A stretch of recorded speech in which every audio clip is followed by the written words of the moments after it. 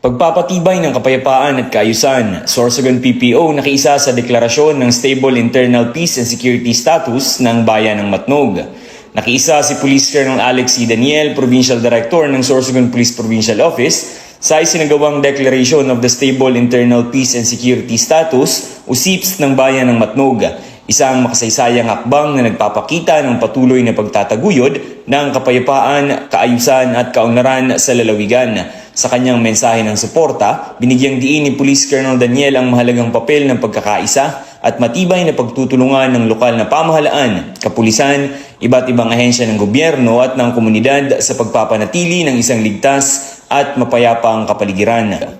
Aniya, magsisilbing inspirasyon ang tagumpay na ito sa iba pang mga bayan upang sama-samang makamit ang layunin ng isang mapayapa, maayos at maunlad na lalawigan ng Sorsogon. Patuloy na nakikiisa ang Sorsogon PPO sa Philippine Army sa pagsusulong ng mga programang nagtataguyod ng kapayapaan at seguridad, alinsunod sa layunin ng PNP na makapaghatid ng serbisyong may integridad at malasakit sa bawat mamamayan. Mula dito sa Sorsogon Police Provincial Office, ako po si Police Corporal Chris Gupela para sa Police News Network.